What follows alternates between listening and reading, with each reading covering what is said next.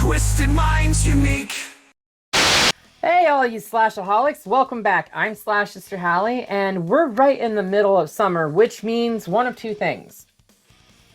It's either a fisherman slicker time or shark time. Yep. We didn't do any sharks this year, so it must be time for fishermen. It also means beach trips, bonfires, road trips, and apparently covering up terrible decisions. Yep, we're doing it again, guys. And I'm Slash Sister Jen. Today we're reviewing I Know What You Did Last Summer 2025. Directed by Jennifer Caton Robinson and starring Madeline Klein, Chase Sweet Wonders, Jonah Hauer-King, Tyreek Withers, Sarah Pigeon, as well as franchise veterans Jennifer Love Hewitt and Freddie Prinze Jr. and... We'll get to that when we get there. Yeah, we'll get there. We'll get there when we get there. We got to talk about that. Right. Because I have feelings. Yeah. This latest entry brings the hook-wielding fisherman back to remind a new group of friends that secrets have consequences. And if horror movies have taught us anything, it's that keeping a deadly secret with your friends is never a long-term solution. If movies in general have taught us anything, keeping secrets from people, period, is not a good solution for any problem. The original film became a staple of late 90s horror, so we'll be talking about how this new installment measures up what worked, what didn't, and whether the franchise still has some life left in it. Now, before someone starts mysteriously leaving notes on our doorstep, make sure you check out our Etsy shop at etsy.com/shop//sisters. We've got horror-inspired shirts, patches, stickers, paintings, and more spooky goodies just waiting for you right there on the internets. And while you're on the interwebs, don't forget to slash that subscribe button, stab that like button, and ring-a-ling that grave bell so you never miss a single one of our reviews. We've done 200 of them. You're here still. Thanks for coming back. We hope. Leave us a message. Leave us a note down there. Tell us you love us or something. I really love being told loved. Anyways, if someone tells you to keep a we're not going there. If someone tells you to keep a terrible secret, maybe don't make a blood pact about it. Yeah. Odds are it's going to bite you in the ass. Let's go ahead and cast our line into I Know What You Did Last Summer. 2025. Not 1997. On July 4th, 2024, Ava Brooks visits... Brooks? I think it's Brooks. Brooks. Visits her hometown of Southport, North Carolina. Filling in for Southport, North Carolina is the town in Australia. Though. Yeah. For her best friend Danica Richards' engagement party. Ava's ex-boyfriend Milo Griffin, and Danica's fiance Teddy Spencer, who's played by Tyreek Withers. Yeah. He is the star of Him, the latest Jordan Peele film. Okay. Okay, yeah. So I was confused watching this because, he looks white, but he sounds black. But when you see his parents, his mom is clearly black, and his dad is white. So, right. Well, at least in this movie, I don't know about his parents in real life. But I have no idea about his real life. I tried looking that up, and I couldn't find anything about his ethnicity. But as far as in the film, he's of mixed race. He's of mixed race, which is fine. It's just when the film first started, we don't know his parents or anything like that. He looks pretty white to begin with. He's very posh. Well, he's from very posh backgrounds, but he sounds just very ghetto. I'm already rolling my eyes at these kids. Sorry. Anyway, they drive to see the fireworks from their favorite spot, the what was it, Reaper's Ridge or something? I think so, yeah. Inviting their estranged friend Stevie Ward, who has recently left drug rehab. So yeah, we're basically setting up to the same exact. I mean, when we said last week that we were doing a requel, this literally is a requel. They are. It's technically a sequel, but it's pretty beat for beat on point with the first It's film. Yeah, it's pretty close. I mean, to the point where Danica was a former Croaker Queen. And Danica is clearly supposed to be a stand-in for Helen. And Teddy is clearly supposed to be a stand-in for Ryan Phillippe's character. Yeah. Can I remember his character's name? He says it when they're in the cemetery, because it's really funny. What did he... Barry Cox. Because he was like, I'm going to bury my Cox in her, remember? His name's Barry. It's Barry. Barry Cox. Anyways, Teddy, so yeah. Barry, Teddy and Barry, very much the same characters. Helen and Danica, very much the same characters. I guess Ava is supposed to be like a stand-in for... No, I think she's supposed to be like a stand-in for she's a little bit of both, Julie. Though.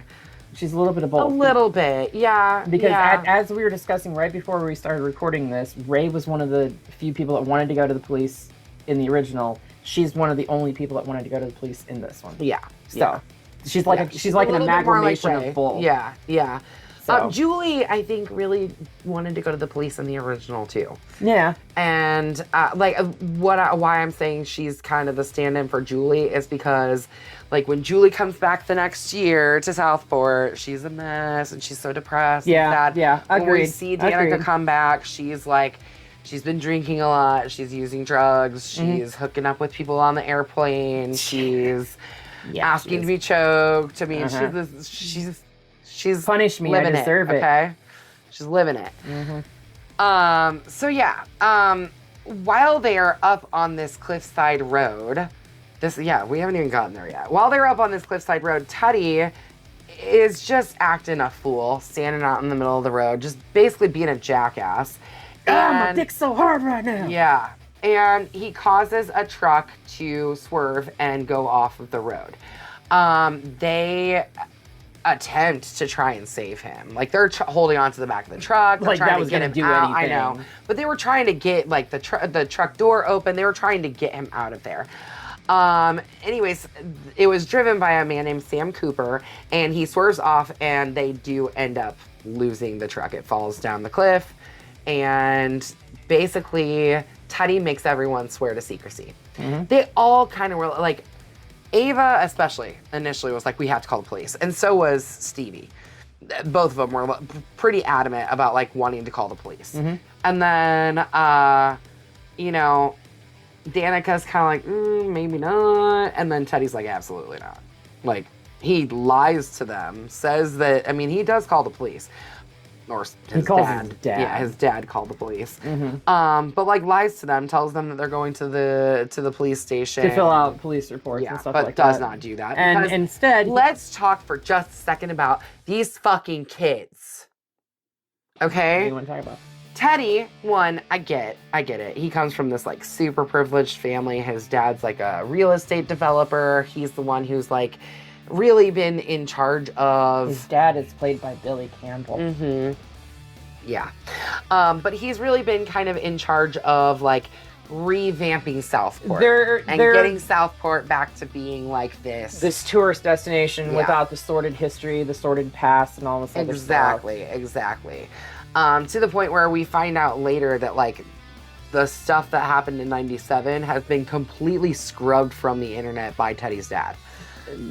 Or, I mean, as best as you can. Right. They basically cover up the entire 97 film, or like the events of the 97 film, and just because they just like Jaws, they want that tourist money. Yeah. So, first off, these kids are rich as fuck. Clearly, not only did Danica have all her college paid for, and so did Ava, and so did Teddy, and so did Milo, as mentioned by Stevie. Because Stevie's dad... Yeah, Stevie was like, you guys can afford lawyers, I can't. Right. I mean, at this point, it's like, these kids, not only are they, like, super privileged and bratty as fuck, but, like... Danica was, for sure. Oh, my God. Like... Okay. Danica and Teddy end up breaking up, blah, blah, blah. And let's just get to a year later. 1 year later, Ava returns home for Danica's bridal shower for another guy. Yeah. For her wedding. A year later. to a new bridal fiance. shower. Right, to a new fiance, Wyatt. Ava meets true crime. Okay, now this is what I really want to talk about is Wyatt. Okay, so he's a crypto bro, right? Apparently. That's what he ends up saying. Like, you can have the password to my crypto wallet. This house, though. These kids are like 24 years old at the most. At the very most. Like, we're to believe that they're out of college, right? Like, they're back after college. Like, they went to college. Stevie didn't get to go to college. So, maybe they're like 22, 23. And I was taking it at like 2021. That's what I thought too, was like 2021. And then, so here we are, we're like 22 years old and we own like a fucking mansion with automatic doors. And like, here's me watching this movie in my tiny little house that is just 4 walls and no basement, no upstairs. Like, it's essentially just an apartment smacked in the middle of a yard. And I'm looking at these people and I'm like, what the fuck? We didn't come from the upper crust. The fuck? If anything, we're like the butt heel of. But the loaf also, of bread. like, this just made it very unrelatable. Oh yeah, no. Like, everything about it was very unrelatable. Honestly, to be fair, this isn't targeted for our generation. This doesn't is targeted matter for Gen Z. It doesn't matter. Like, even for my daughter's generation, like, it's. I get what you're saying. I get it. Anyway, it's gross. It's overindulgent. It's ugly. Even like, these kids are all driving like really, really expensive cars, and like, you're a fucking child. You're supposed to be driving a beat up Ford Contour that your parents drove around for a really long time and handed down to you and has 250,000 miles on it. Not a fucking brand new Tesla. Are we projecting? I mean, maybe a little, but this is bullshit and it's stupid and I don't like it. Okay. They're obnoxious about it too. Danica especially. Sorry, I'm done ranting. I'm done.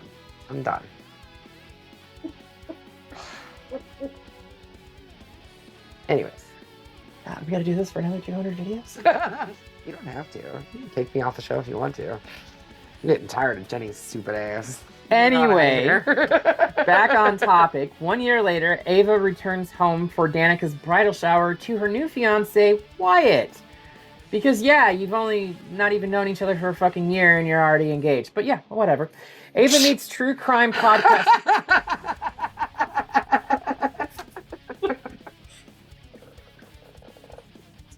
Ava meets true crime. Says the girl to her best friend who's getting married to a man by the end of this year, who she's only known for 6 months at this point. We'll be married before we've even known each other for a year. Ava meets true crime podcaster Tyler Trevino, who is in Southport to research the killing spree conducted by fisherman Ben Willis in 1997. Yeah, she meets her on the airplane. Yeah. We meet them in the bathroom stall. Yeah. Interesting fact, the man who played Ben Willis in the original was 49 when they shot that. Freddie Prinze Jr. Is he 49 now? He was 49 when they shot this. That makes sense. That's about right. Yeah.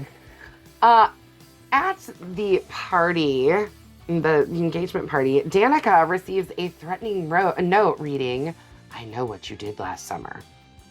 That night, Wyatt is hacked to death by a hook-wielding fisherman. Hey, he was harpooned first. Yes, he was.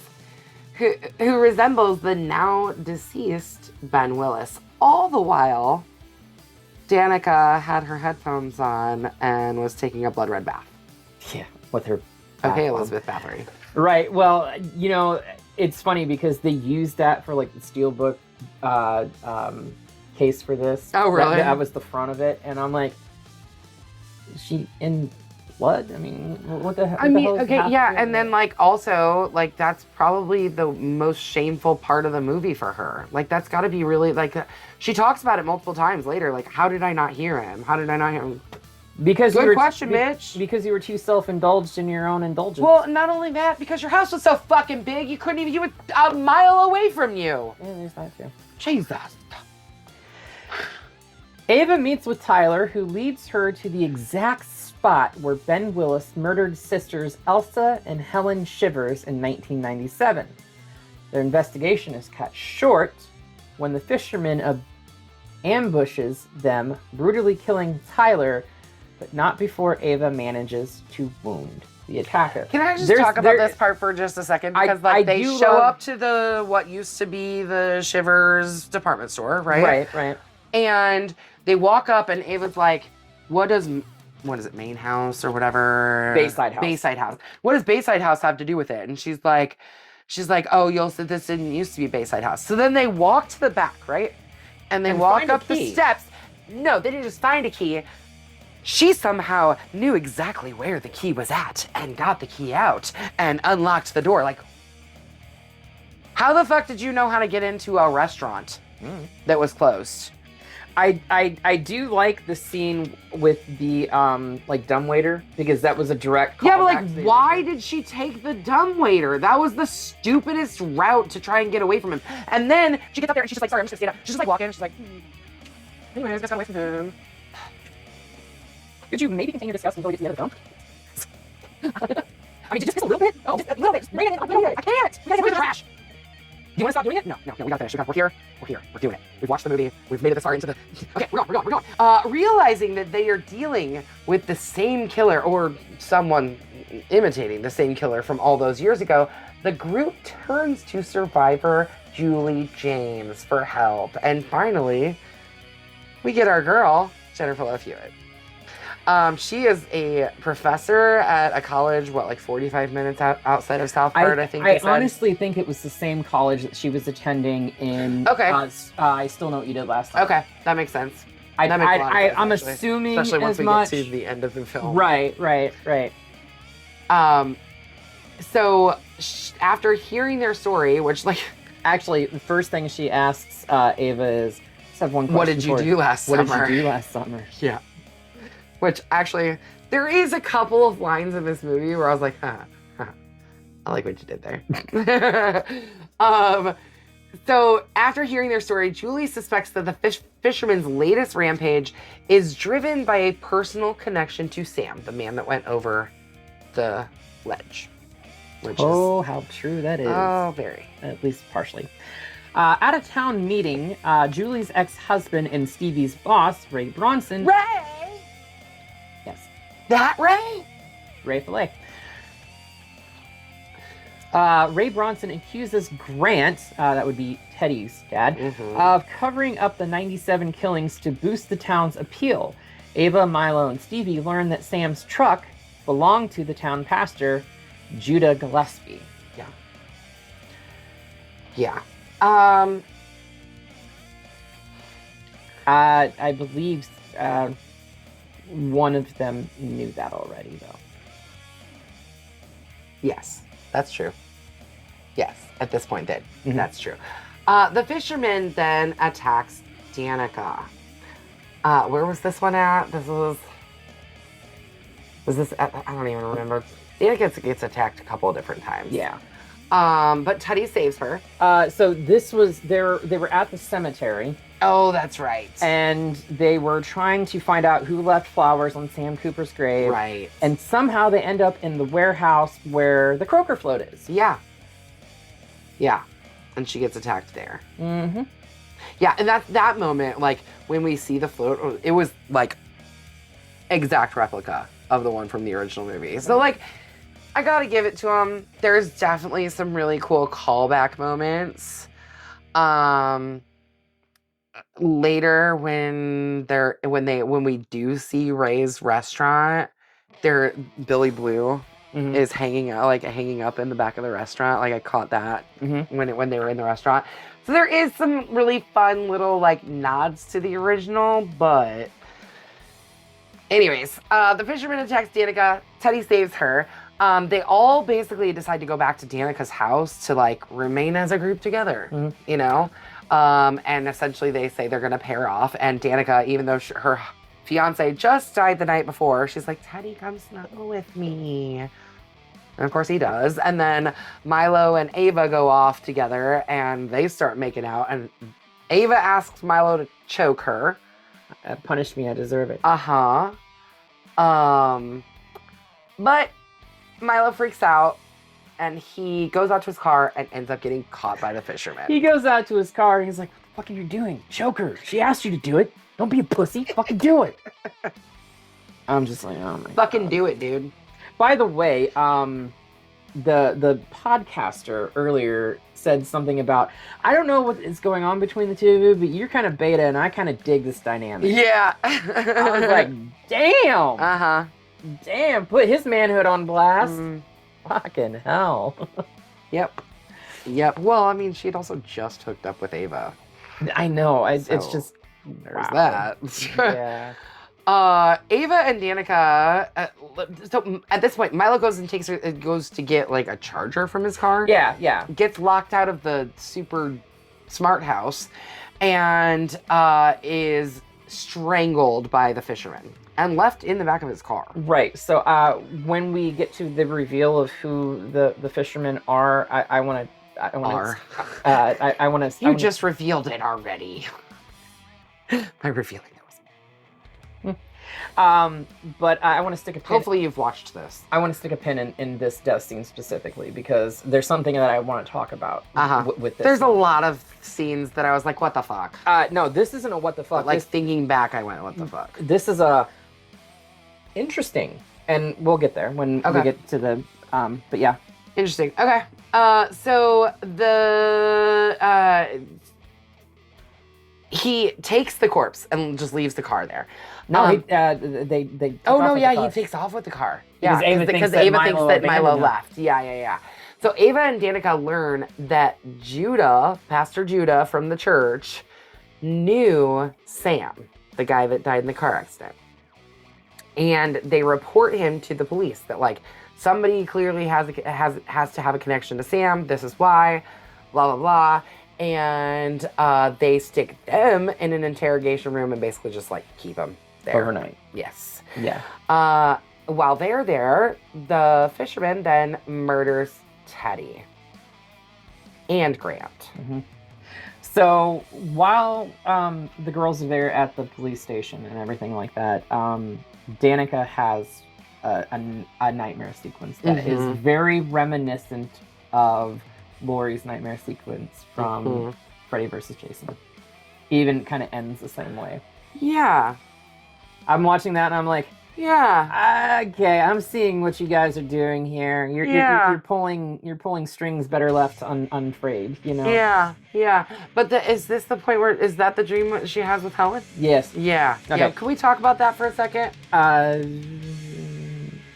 Oh yeah, might as well because it doesn't look like. It doesn't look like we go into it anymore. So yeah, this scene. So apparently they approached Sarah Michelle Gellar and they're like, "We want to bring you back," and she's like, "I'm dead."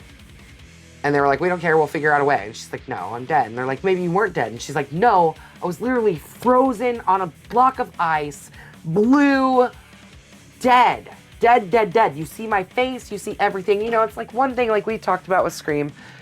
And Matthew Lillard's character and Stu coming back, like we never actually see him after the TV on the face. He could have maybe survived that. No, Helen, we see her dead. But they still wanted Sarah Michelle Gellar to come back. And they convinced her to come back in this weird dream sequence where they had to have been using some kind of de-aging on her face. Yeah, so right? they did use de-aging, digital de-aging to make her and because she hasn't had much work done on her face or anything like that. Honestly, she looks like she's aged pretty naturally. And I think the de-aging worked. Oh, it looked great. It looked fucking phenomenal. She was a lot thinner than she was when like her face looked thinner, but that's just like age and what happens. Mm-hmm. Like, you know, those plumpy cheeks of our youth start to disappear. It's just the way that it is. Unless you're fat like us. I was gonna say unless you get chunky like Jennifer Love Hewitt. She put on huge. She looks fucking great. She looked great, but she had a little chunk in her face. Yep. And, by all means, she's great. Fucking like 47, 48 years old. I think she looks amazing, personally. Right. But yeah, she like it's very clear that there wasn't a wrinkle on her face. Like she was. Yeah. Clearly touched up for this scene, but then they show her face deteriorating and, you know, I mean, eventually kind of just like turning into a corpse. A corpse, yes. And she's mind you, the entire time she's holding Yes, the hook. The hook. Why didn't we get the hook out? I don't fucking know. Either. This. She's holding this. Yeah. This whole scene is very, like, I don't know. It's pointless and stupid and didn't belong, didn't need to be there. It's added just because we wanted to get one more legacy character in. Yeah, pretty much. And this is what happens when you kill off the characters in the first few installments. Yep. Anyway. They should have stayed dead. Not that I don't love Helen Shivers, because I do. I think her character is great. And not that I don't love Sarah Michelle Gellar, because I think she's a great person. Mm. But yeah, it was completely unneeded. Ray urges the women to escape Southport on Teddy's yacht, which the girls do after discovering Milo's body in his abandoned car. Yeah, so they find Teddy and Grant. They find Teddy and Grant strung up like fucking fish. Yeah, on the boardwalk. Right. And then they find Milo's car there. But there's also this line earlier in the film where before Teddy's death, and they're talking to Ray, and Teddy says, I got my keys. Let's just get on my boat. We'll cruise down to the Bahamas and wait for this whole thing to blow over. Ray says, and I quote, "For reasons I won't get into, that is a very bad idea." That was what I was gonna say. Is that there was a couple of lines that I was like, ha ha, yep. I liked that. I had to pause that while Amy and I were watching it to explain to her The second one took place in the Bahamas on the 4th of July weekend during hurricane season. Yeah, I had a good chuckle at that. That was really funny. I loved that. I really loved that. That was. I think that by far is the best line in the film. Agree. It was the only part of the film. Never mind. It was one of the parts of the film that I really thoroughly enjoyed. I mean, I laughed out loud. I did too. When that happened. I did too. Bob was doing something on his computer. He was working on edits for his book, and like, he wasn't really paying attention to the movie. But I giggled and I was like, ha! And he was like, what? And I'm like, the Bahamas. Anyways. Bahamas. Bahama mama. Meanwhile, the police officers who have been alerted to Judah's connection to Sam go to the church and find him dead. Along with a photo. In prayer form, no less. Yes. Along with a photo hanging on the wall of Sam and Stevie. That is one thing that I do appreciate about this film, not like this, like the Stevie thing or whatever. The way the bodies are displayed in this, like they put some fucking thought into like how they're stringing up Teddy and Grant, how they have like the preacher and everything. Yeah, agree. I would totally agree with you on that one. So yeah, this is our moment where we really kind of figure out that Stevie is the fisherman. And at that point, I was like, this movie's bullshit. It does clear up a little bit. But I had this moment where I was like, you want to tell me skinny, scrawny little Stevie fought with Teddy? So, remember that point I was making earlier. Okay, going back to Milo's death, that fisherman was clearly shorter than him. That was Stevie. Which explains Stevie being a part of it. Now, the other ones, clearly somebody else. Well, yeah, because like when they're at Bayside House, Stevie is outside, banging on the door, trying to get in. Well, yeah, because Ava slashed at that one, and we will get to that person reveal later. But that's the one thing that I really liked about it, is that they very clearly had two different people in the fisherman costume, unlike fucking Scream, where they have somebody who's 6 foot constantly in the ghost face mask when it's supposed to be somebody that's 5'2" being the killer.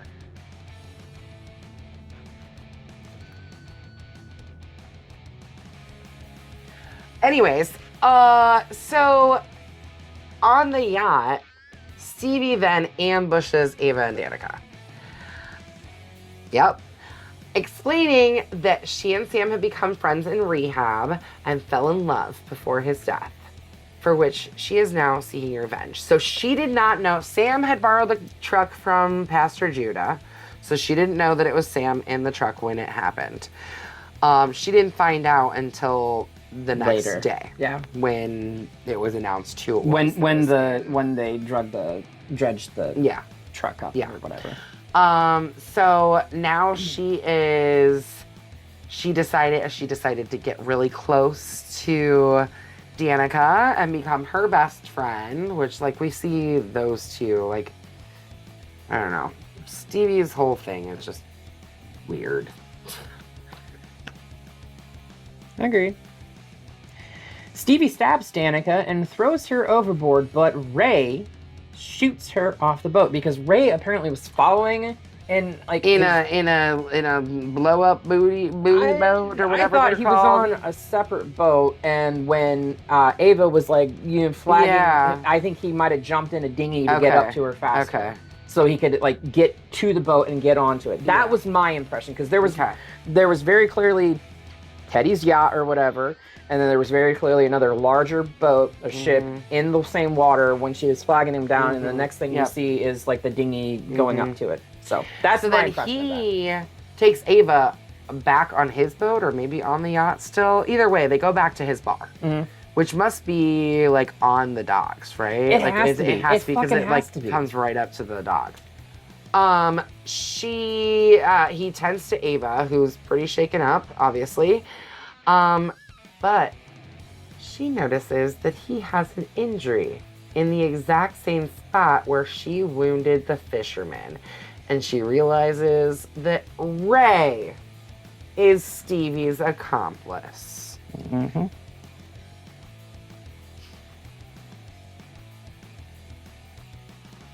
Julie learns this and rushes to the bar, and I'm still trying to figure out how the fuck she figured this out too. Well, because she saw pictures of Ray and Stevie together. I don't know how she deduced that. But... Right. Well, I don't know how she deduced that Ray was the second. Whatever. But she rushes to the bar where Ray attacks them. Ray reveals that he followed Ben's footsteps and took Stevie as a partner, not only to help her, but to seek revenge on Southport for trying to cover up his life's ruin over the 1997 killings. Was his life ruined? Because he was still living in Southport in 2. Yeah, he could have left at any point. He owns his own bar that clearly is doing, like, big catering events, because that's where Stevie was catering that big event for Danica. He's doing just fine. The motivation for this, they forgot about what happened in 1997. Fuck off. Be happy that they forgot about the shit that happened to you. Move on with your life. I get it, this whole trauma stays with you forever. I've had a lot of fucking trauma in my life, okay? A lot.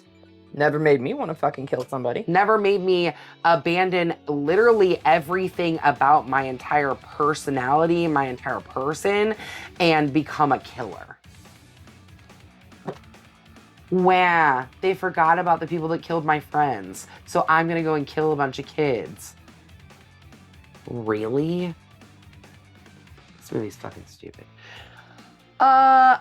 Anyways, before Ray can kill Julie, Ava fatally shoots him with... still thinking about feet, I guess. All right, Tarantino! And the feet! Anyways, she shoots him with the harpoon gun, basically. And right before he dies, he reveals that Stevie is maybe still alive. You saw me shoot her. But did I actually shoot her, or did she just jump off the boat? Don't know. Julie receives a note saying it isn't over. And in a mid-credit scene. Mid-credit scene. Carla, her old roommate, played by Brandy.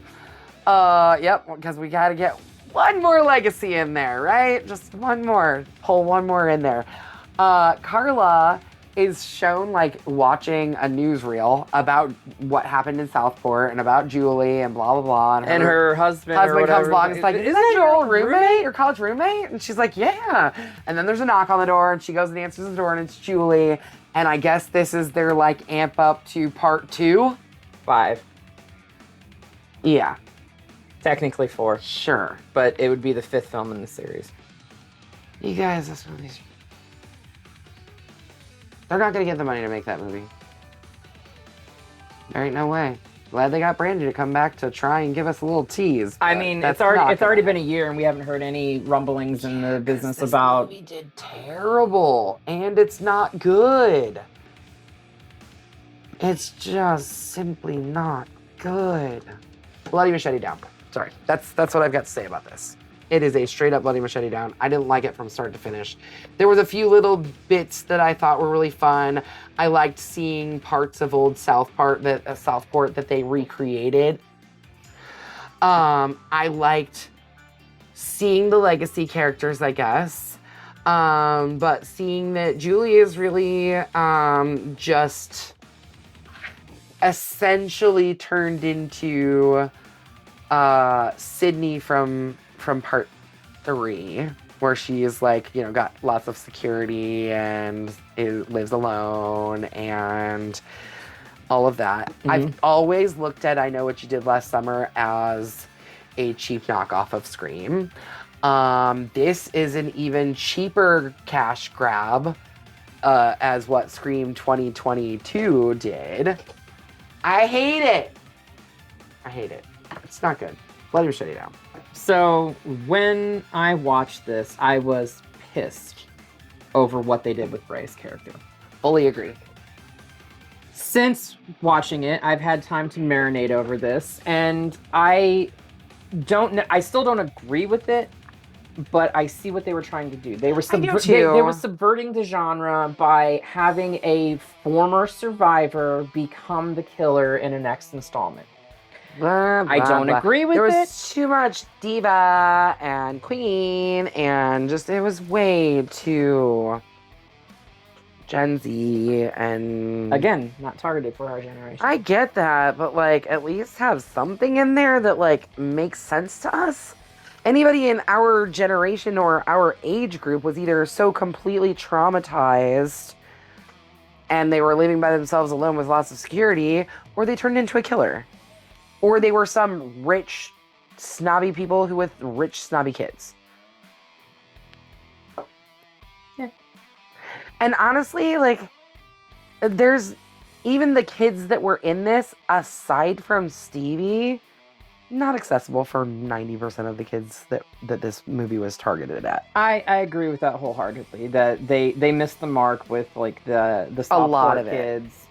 But I mean, it just felt very.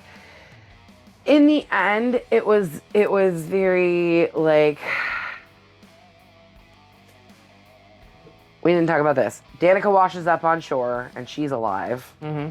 And then it's Ava and Danica sitting on the beach.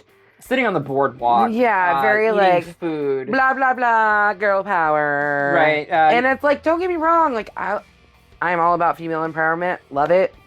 I will support females. Females are strong as hell. This felt very like, we're gonna put this shit in your face. Like it felt very like yucky. I didn't get that. I didn't get that feeling from it. But I did. I don't necessarily agree with like the whole like, well, you want to track down Stevie and kill her? Fuck yeah, I do. Move on with your life. No shit. Who is Stevie to you? One, who is Stevie to you? Well, they were all Julie friends James. in high school. Julie James, who is Stevie to you? Because Julie is the one who's going to track down and kill her, right? So Julie is going to find her old college Ava roommate. and Danica said, you want to track down Stevie and fucking kill her. Yeah, but what is Julie's point of showing up to Carla's house? Because they're going to track down and kill somebody because too, right? somebody sent Julie a message targeting Carla. Mm-hmm. Which I still would love to find out how they found out about Carla. Because that was that happened in the fucking Bahamas, not Southport. This movie's fucking stupid. We'll never find that out either because Nope, I we doubt won't because they're not going to get gonna any make kind of another one funding. for this. Nope, not going to happen. So Sorry, not going to happen. Get it on out of here. ultimately, I do give it a bloody machete. Yes. Do you really? Yes. I just thought this movie was just... No, I fucking got that. The dialogue's bad. Like, the script is bad. There's just... It's trash. This movie's trash. Yeah, you made your point very clear. Sorry. Sorry. Would you like? I would to- love to. Get the fuck out of here. Southport. Hey, you want to do something crazy? You want to talk about Chucky again? I mean, there's only a couple more films in the franchise. Yeah, I mean, we could keep talking about Chucky for a long time. Yeah, we could. We got TV shows. We got another branched off movie. We got all kinds of Chucky. We can keep talking Chucky. And apparently, you guys really like it when we talk about Chucky. So, come back next week and let's talk about the Curse of Chucky. Yeah, Curse. Yeah, Curse is first. Sorry, the last First two and are Cult. very similarly titled. It's hard for me to keep them track sometimes. So, Flip-flop them sometimes by accident. I have not seen this one. It's more of a return to the horror aspect of I the know the franchise. story of both Curse and Cult, but I've not seen either of them. This is the better of the two, in my opinion. Okay. But we'll get to that next week. Until then, make sure you slash that subscribe button Stab the like button. and ringling that gray bell so you don't miss out on any of the shenanigans that we do here. And can stay up to date on Even everything. Jenny standing up and acting like a little bitch and being mean. And trashing on a movie that I didn't know Hallie actually really liked. I was hoping maybe she was on the same team as me, but apparently not. I mean, there were aspects of it that I didn't care for. Yeah. But anyway. Yeah. But yeah, until then, we will see you all In the afterlife.